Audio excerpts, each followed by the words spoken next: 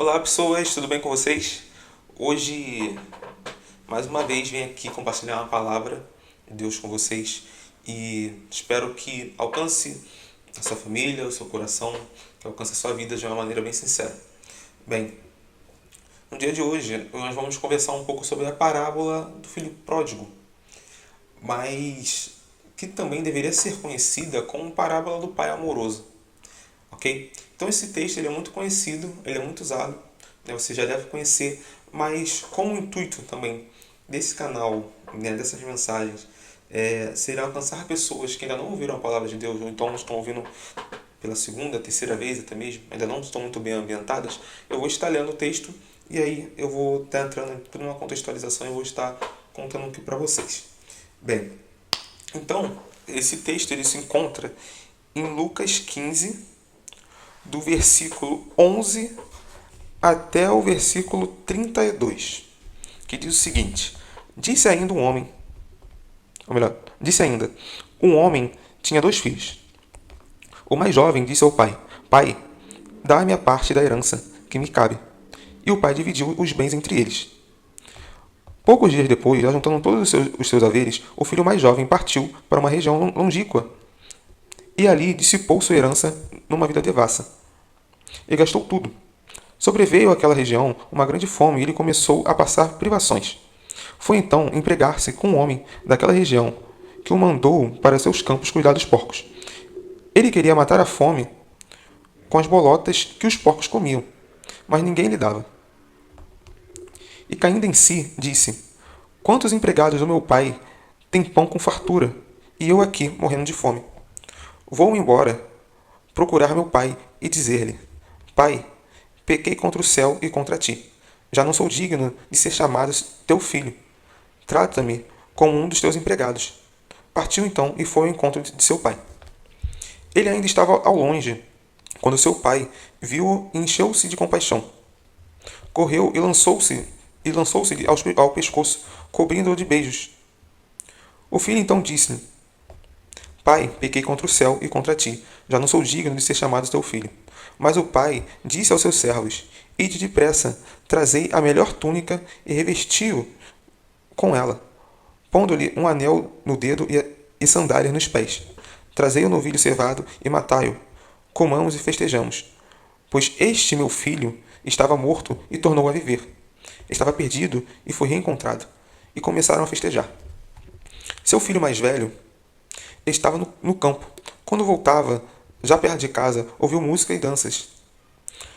Chamando um servo, perguntou-lhe o que estava acontecendo. Este lhe disse: É teu irmão que voltou e teu pai matou um novilho cevado, porque o recuperou com saúde. Então ele ficou com muita raiva e não queria entrar. Seu pai saiu para suplicar-lhe. Ele, porém, respondeu a seu pai: há tantos anos que te sirvo e jamais transgredi um só dia, um só dos teus, ou melhor, há tantos anos te servi e jamais transgredi um só dos teus mandamentos. E nunca me deste um cabrito para festejar com meus amigos. Contudo, veio esse teu filho, que devorou teus bens com prostitutas, e para, e para, e para ele matas o novilho cevado. Mas o pai lhe disse: Filho, tu estás sempre comigo, e tudo o que é meu é teu. Mas era preciso que festejássemos e nos alegrássemos, pois esse teu irmão estava morto e tornou a viver. Ele estava perdido e foi reencontrado. Bem, gente, esse é o texto em que Jesus conta a parábola do filho pródigo ou do pai amoroso. Né? Nessa parábola, né, nós temos dois filhos. O mais velho, que estava no campo, e o mais novo, que pediu a herança a seu pai e foi embora festejar, gastou todo o dinheiro. Ok? E aí, dentro desse contexto, né, nós temos alguns detalhes bem importantes. Né? O filho mais jovem, ele começa pedindo a herança. Ele pede a herança ao pai e isso simbolicamente seria como se o pai tivesse morrido para ele. Então ele fala: pai, eu quero a minha herança, você morreu para mim, e ele ainda em vida tem que dar a herança pro garoto, né? E depois de um tempo ele junta tudo o que se tinha e vai embora, né? E depois que ele vai embora, ele curte, né? Como o irmão dele diz lá na frente, que ele gastou toda a herança com prostitutas, com bebidas, com tudo aquilo que tinha de bom naquele tempo, né? Que tinha de bom, né, na concepção dele. E aí, né, chega um momento que esse dinheiro acaba, que toda a herança que o pai tinha dado a ele acaba. E aquela região onde ele estava entra em crise. Aquela região, ela passa por uma grande fome. E passando por uma grande fome, ele começa a sofrer com isso também. A ponto dele ir trabalhar para um homem que cuidava de porcos, né? que tinha no campo porcos, e ele vai trabalhar nesse espaço com os porcos. Né? Ele tinha tanta fome que ele desejava comer a comida dos porcos, só que não davam aquilo a ele. E chega um momento aqui no texto que ele é muito interessante, né? Que a gente pode até mesmo pode até chamar a nossa atenção, né? Que ele cai em si. Por quê? Porque ele começa a lembrar de onde ele veio, da sua casa, do seu pai, da sua família. Né? E ele fala, cara, os servos do meu pai têm pão em abundância. Os servos do meu pai estão numa condição de vida melhor do que a minha. Então, por que não eu voltar arrependido e pedir para ser um dos servos do meu pai agora? Ele já não se vê mais no lugar de filho, mas sim de servo, alguém para trabalhar para o pai. Né? E há uma grande diferença nisso, gente. Porque você servir, você ser servo é uma coisa, agora você ser filho é outra. E esse, em todo instante no Novo Testamento, é o convite que Jesus nos faz. Olha só, vamos ser filhos. Não chamam mais de servo, mas sim de filhos. Né? E aí, dando continuidade aqui ao texto, né, nós vemos que ele se arrepende. E ao ponto dele se arrepender, ele começa a fazer esse caminho de volta. Né? E nesse momento eu também gostaria de chamar um pouco mais de atenção para a atitude do pai. Né? Porque o filho começa a fazer esse caminho de volta e ele de longe, o pai de longe, enxerga o filho voltando.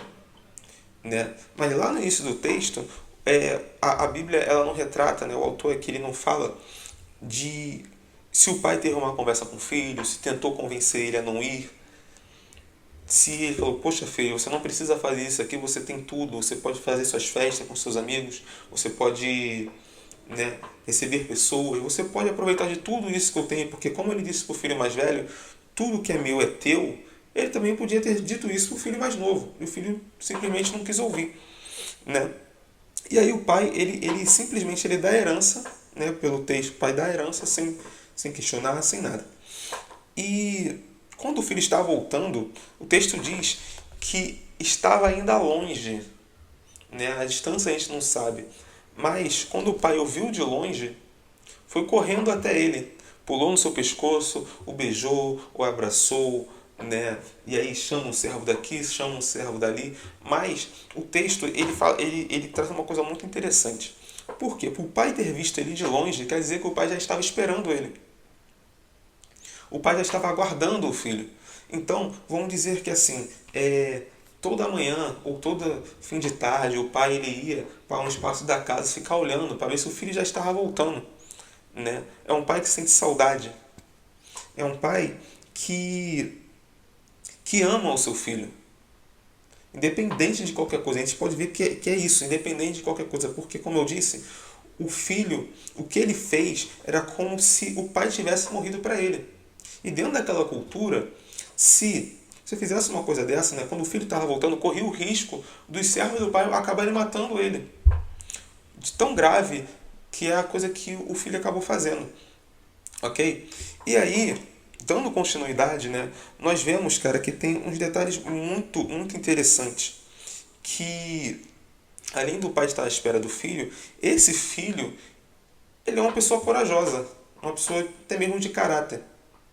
Ele é um rapaz que tem uma personalidade forte, porque não é qualquer um que iria chegar no pai e falar, olha só, me dá a sua herança, porque para mim você morreu, e eu quero curtir disso daqui. Eu quero usufruir da minha herança enquanto ainda sou jovem.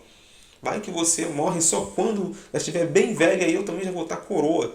E aí eu não vou conseguir aproveitar com tanto vigor da minha juventude. E aí, né, ele faz tudo isso, mas chega um momento que ele cai em si e ele volta. Ele fala, não, eu me arrependo, eu vou até meu pai, eu viro servo. Mas eu sei que ali eu vou ser melhor tratado, eu vou ser bem tratado, eu vou ter o que comer, minimamente. E aí, cara, isso é um detalhe muito importante, porque às vezes a gente quer fazer o caminho de volta, mas a gente não tem essa disposição. A gente não tem essa personalidade de pegar e falar, cara, me arrependo sim das coisas que eu fiz, me arrependo das coisas que eu até mesmo tenho pensado, e eu quero fazer esse caminho de volta, eu quero voltar aos caminhos do Senhor. Eu quero voltar para a casa do Pai. Mas o que vão pensar de mim? Mas o que vão falar de mim? Sabe? O que as pessoas ao meu redor vão pensar, até mesmo as pessoas da igreja vão pensar. Depois de tudo que eu fiz, depois de eu ter me afastado por tanto tempo. E aqui o texto fala que o filho volta. Ele não pensa muito, ele volta. Ele se arrepende e volta. Né? A partir de lembranças que ele teve, do tempo bom que ele tinha vivido na casa do seu pai. E aí, o texto ele continua. Né? O filho mais velho, né, ele está no campo trabalhando, enquanto já está rolando a festa, está rolando a música, já está rolando a dança. E aí ele pergunta a um dos servos de seu pai o que está acontecendo. E o servo fala, é o seu irmão que voltou. E seu pai está dando uma festa. Eu acredito que naquele momento subiu uma raiva naquele jovem, o filho mais velho, que ele falou, cara, não é possível, eu tô aqui servindo há tanto tempo. Ele não quis entrar na casa. E quando o pai vai lá pedir para ele entrar, falar, venha celebrar a vinda do seu irmão, a volta do seu irmão, que ele voltou com vida e com saúde, ele fala, não vou entrar. Não vou entrar, porque isso para mim é um absurdo. Você morreu para ele e agora ele volta e você faz uma festa? Eu tô aqui há tanto tempo. Eu estou aqui no louvor, eu estou aqui na dança, eu estou trabalhando, eu tô junto do Senhor há tanto tempo, o Senhor nunca matou um cordeiro, um novilho, um cabrito, para mim foi um cabrito que ele falou. Né? E agora você faz uma festa, eu nunca pude fazer isso com meus amigos. E aí, ele ainda fala, veio esse teu filho que devorou seus bens.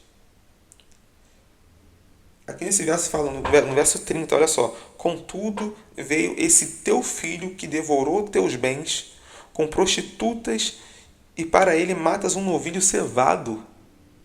Olha quanta raiva que esse irmão estava sentindo. Porque ele não fala meu irmão, ele fala esse teu filho. Esse teu filho. E aí, né, o pai, de uma maneira bem sutil, bem educada, né, ele põe o fim em toda a conversa. Né? Ele fala, cara, você esteve aqui comigo sempre. Olha só o texto. Mas o pai lhe disse, filho, tu estás sempre comigo e tudo o que é meu é teu. Então, o tempo todo, tanto o filho mais velho quanto o filho mais novo, eles podiam usufruir dos bens do pai, porque também era deles. Então, não tinha do que o filho mais velho reclamar e não tinha motivo também para o filho mais jovem pegar tudo e ir embora. Porque tudo já era deles. Eles podiam usufruir daquilo dali com sabedoria, com responsabilidade, mas eles não fazem isso. Sabe? Um toma uma atitude precipitada, está errado, e o outro tem um pensamento, julga o irmão, reclama do pai, de uma maneira também muito equivocada, porque tudo era deles, era só uma questão de ótica e de intimidade. Né? Mas eu vou chegar nesse ponto da intimidade também. Né? E aí o pai fala, mas era preciso que festejássemos e nos alegrássemos, pois esse teu irmão estava morto e tornou a viver. Ele estava perdido e foi reencontrado. Então aqui, esse texto, ele é um grande exemplo para a gente, para não julgarmos aqueles que tomaram outro caminho e depois quiseram fazer o caminho de volta. Mas também é um texto para te dizer que, cara, por mais que você tenha tomado outros caminhos, ter pego a herança, ter ido embora e agora esteja querendo voltar, cara, seja aceito pelos servos do seu pai, pelo seu pai e também pelos seus irmãos. Então precisamos ter um pouco de maturidade para isso. Né? Nós temos aqui dois irmãos. Temos dois irmãos e um pai. Um pai amoroso, que cuida, que ama, que até mesmo faz a vontade dos filhos em alguns momentos. E desses dois exemplos de filhos, nós temos aqui um que tem mais intimidade com o pai. Porque o filho mais jovem, né, apesar de tudo que ele fez, acho que ele era um pouco mais íntimo. Porque do momento que ele cai em si, ele se lembra do pai, ele tem uma boa lembrança e ele prefere voltar. Ele fala: pai, pequei contra ti, contra os céus. Pequei, errei, vacilei. Mas se ele não tivesse um grau de intimidade ou conhecesse o pai um pouco melhor, ele não teria pensado nisso e muito menos teria voltado. Então, esse filho, ele tem um pouco mais de intimidade com o pai, a ponto dele falar: cara, eu vou voltar. E voltando, ele é bem recebido, com festa, com tudo. Mas isso nos chama muita atenção, cara, porque o quanto mais de intimidade nós temos com o pai, mais seguros nos sentimos nele, até mesmo se vacilarmos. Entende? A ponto de voltarmos e falar: pai, perdão, vacilei, entendeu? Errei, peço perdão ao Senhor, me arrependo e quero voltar. E aí o pai vai estar de braços abertos para nos receber. Enquanto o filho mais velho, que sempre esteve ali, trabalhando, né, cuidando de tudo, ajudando o pai, né, fazendo suas obrigações, suas funções, né, ele se enche de inveja, de ira contra o seu irmão. Ele acredito que ele já não seja tão próximo do pai, sabe? Acho que ele é um bom exemplo disso, de que ele não é tão próximo do pai. Ele é simplesmente aquele que está ali cumprindo suas obrigações. Não que ele não queira pegar a herança e ir embora, mas ele só está cumprindo suas obrigações. Ele sabe tudo o que tem que fazer. Ele vai para o culto de manhã, vai para o culto à noite, ele vai para o culto dia de semana, ele cumpre suas obrigações. E por achar que cumprir as obrigações dá uma intimidade com o pai, ele se acostuma com aquilo dali. Quando na verdade a intimidade ela só é possível com mais proximidade, com conversa, com oração. Só é possível cumprindo os mandamentos do Senhor. Então, a reflexão que eu quero trazer hoje, cara, pra gente ter um pouco disso tudo que eu falei, sabe? De ter mais intimidade, de ter mais liberdade no Senhor, com responsabilidade. E com isso, né, fazer a vontade do Pai e viver uma vida leve e agradável. E ainda assim, ter esse bom exemplo de um pai. Porque o texto não fala de uma mãe, fala de um pai. Enquanto também a nossa sociedade, ela tem perdido esse valor, tem perdido essa responsabilidade do pai, sabe? O quanto tem crescido o número, né, de jovens que crescem, de crianças que crescem sem seu pai. Então, ou até mesmo aqueles que crescem com o pai, mas o pai é uma pessoa muito rígida, o pai é uma pessoa que está sempre distante, está sempre trabalhando, sabe? Que deixa a responsabilidade sempre para cima da mãe. Então, o texto em nenhum momento ele fala da mãe, mas fala inteiramente do pai, traz esse exemplo de um pai amoroso. Enquanto sociedade nós pensamos que o pai deve ser aquela figura rígida, dura. E aqui no texto diz que não. Então, a palavra que ela se renova a cada dia, ela acaba de se renovar. Eu quero trazê-la para você de uma maneira mais clara, mais sucinta. E eu espero que toque realmente o seu coração, assim como tem tocado o meu. Porque antes de eu trazer a mensagem aqui para vocês, esse texto primeiro ele me alcança. Ele começa aqui dentro. E aí é o momento de eu trazer para vocês. Mas, de coração, espero que vocês tenham refletido bem. E se você achou esse vídeo, essa mensagem legal, minimamente eficaz,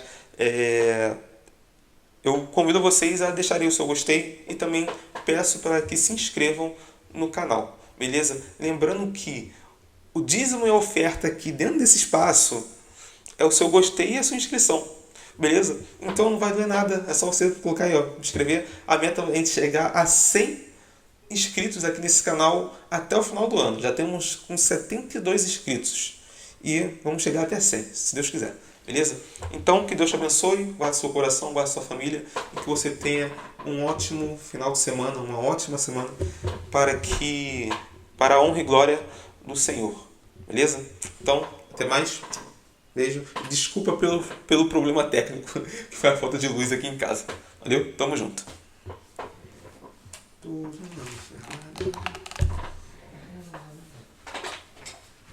Entregar a ti.